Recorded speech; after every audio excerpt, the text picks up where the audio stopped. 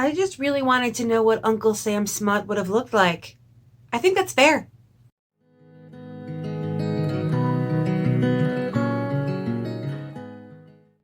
Hello, my name is Margaret Adele, and today we're getting a little bittersweet. I'm going to talk about the series that I love that have either been ended too soon, canceled, or on shaky hiatus grounds, and I weep for what might have been. Now, we are going to start from the least hopeful, the absolutely there's no way this series is coming back, to, okay, it's a long shot, but maybe, to, okay, I think this could actually work, levels of hopeful. And there's going to be a little bit more speculation in this one than usual, just because for a couple of these series, I don't have a lot to go on, because some of these are from times when authors weren't hyper online. So some of it might be some guesswork, but we're going to see. And we're going to learn more about my super niche interests. First up is the Ukiah Oregon series by Wen Spencer. As you could probably tell from the covers here, a little dated, just a bit. I stumbled across the third one in this series, Bitterwater, in a used bookstore, and I liked the concept of it, even though I was super confused. And I think the first time I rated it like a 3, which I usually would not have continued a series, but then I realized that I read the third one first, so like obviously I didn't get it, so I went back and I read the entire series all the way through, and I love it. It follows a man named Ukiah Oregon who was found in the town of Ukiah, Oregon as a child, having no memories from his life before the age of 12, but apparently having lived in the woods. He is adopted by this lesbian couple, and the series follows him as an adult working as a private investigator with this kind of fatherly figure named Max, and he discovers a lot about himself. Spoiler alert, it's aliens. This is sci-fi, very kitsch, early 2000s sci-fi, and I love that. Really love that. And I loved the found family dynamic, and the genetics get real weird. The alien science gets real weird in this. So you'll have to love sci-fi to like it. But I loved the queer rep in it with Ukiah's moms, and also the fourth book features his like kind of brother. Sort of kind of brother. Again, alien genetics, it's weird. But I was like, oh, awesome. Like, it didn't feel finished to me. And when I went to like, okay, what's the next one? There wasn't a next one. And I was like, there can't not be a next one. Like, this did not feel like a finish. And it is possible that it was meant to be just a 4-book series and just had a not great ending. That's possible. I've read that before in other series, but I wish that there was more, and I could easily see the mitigating factors that would have caused this series to be dropped preemptively. For example, the fact that it was published in the early 2000s and featured queer rep so clearly.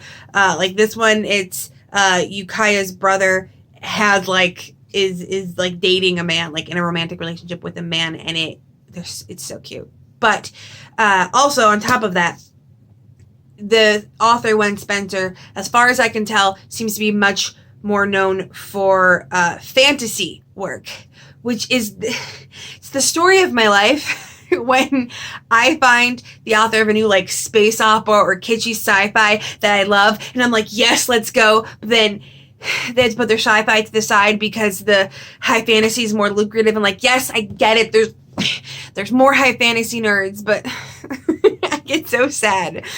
Where's the love for the sci-fi nerds?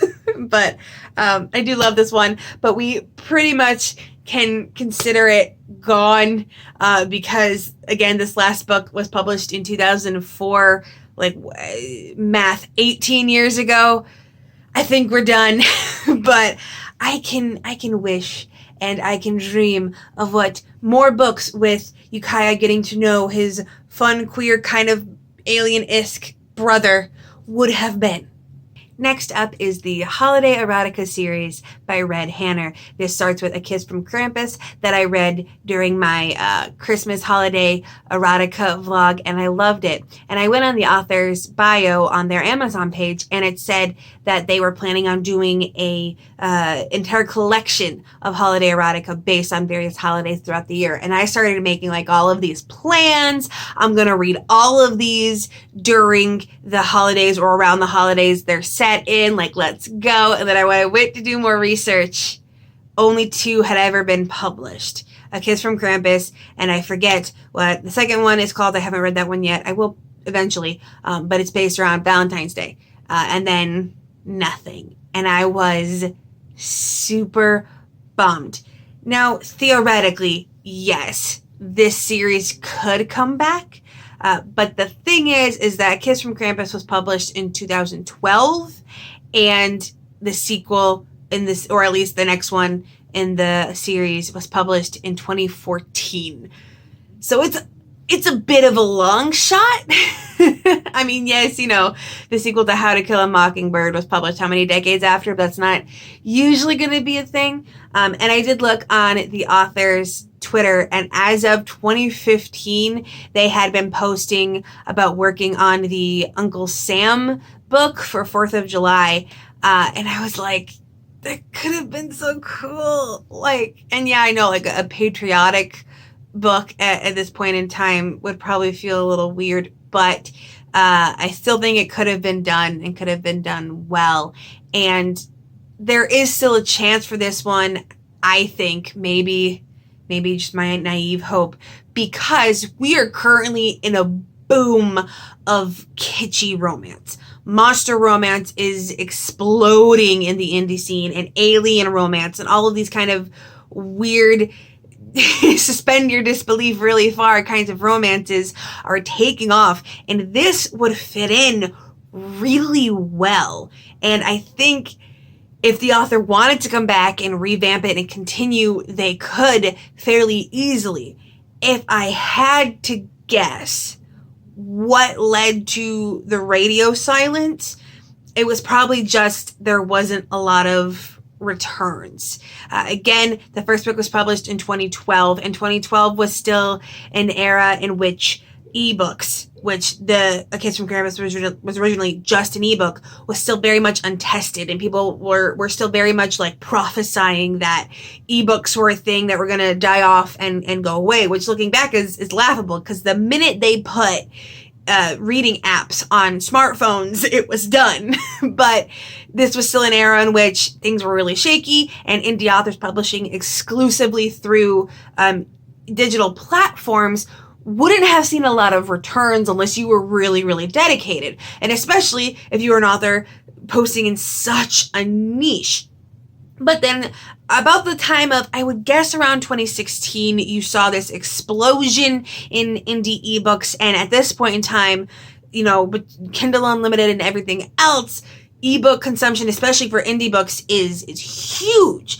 So my guess is that the author was getting really maybe frustrated, maybe just tired of all this work for no returns, and was just done and missed the boom. As far as I can tell, they have not been at all active on their Twitter since 2015. They might have switched to a private, non-author social media presence. I'm not sure, but I still think that this one could make a comeback, complete the series, maybe up it, maybe even include some more like random holidays in between, and really add to the kitschiness. And today, in our current romance climate for indie ebooks, I seriously think this one could be a bestseller. And that is why I am sad that it is very unlikely to ever make a comeback. The last one is the most hopeful because it has not been formally canceled yet, but I'm nervous, and that is the Xander Coral series by Kaya Sonderby.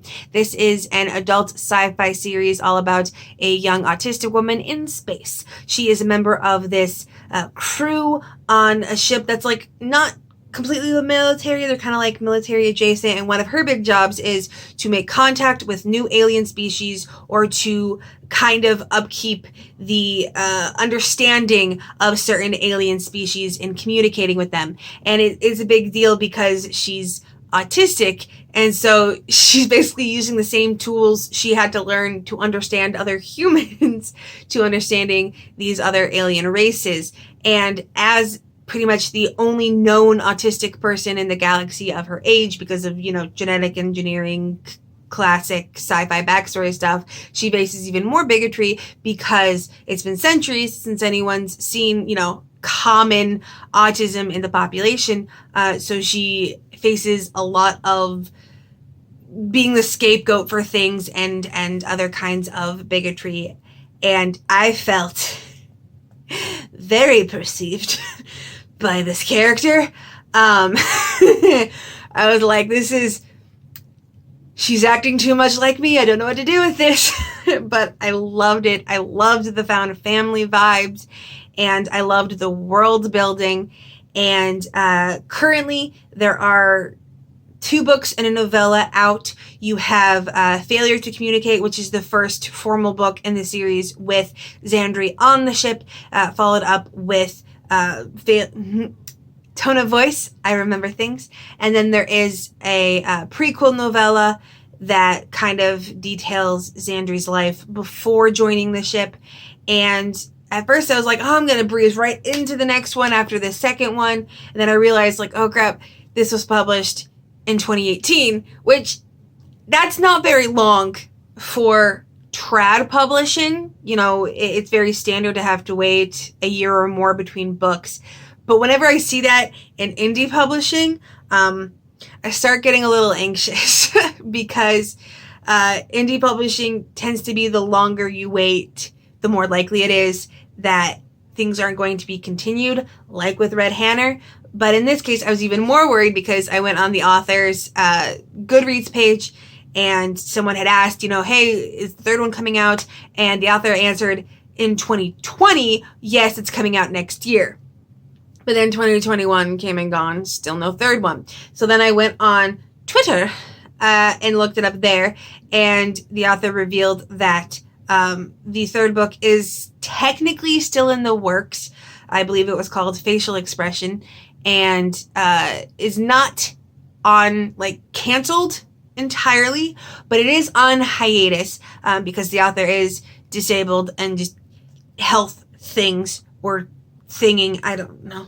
But and it's going to be pushed back yet more with no sign of when it will be published. Again, it has not been formally canceled completely, but is also not in active, let's call it, development.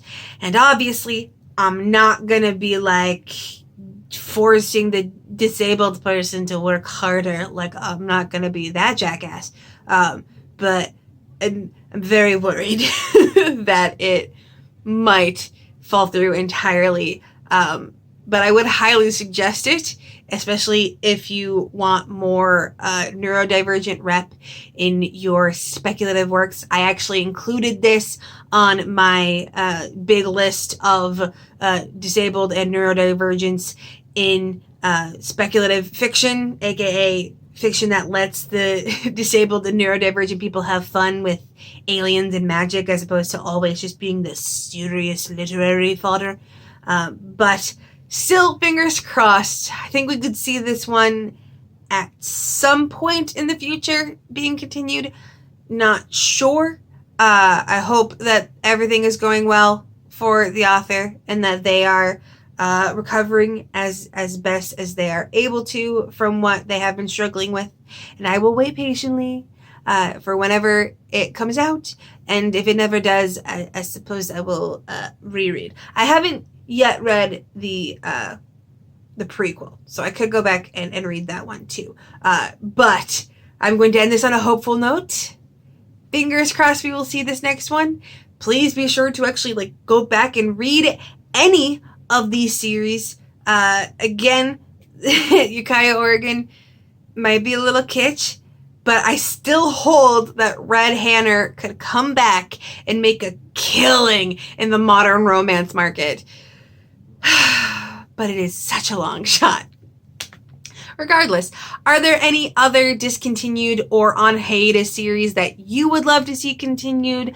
Have you read any of these? I know my friend Laura has commiserated with me about Red Hanner and not getting to read the other kitsch erotica, but I would love to know about any more lost series along the way. And do you agree with me that sci-fi needs more love and that high fantasy should stop hogging the spotlight? Let me know in the comments below. But with nothing else to say, I hope you have a wonderful day and a marvelous tomorrow.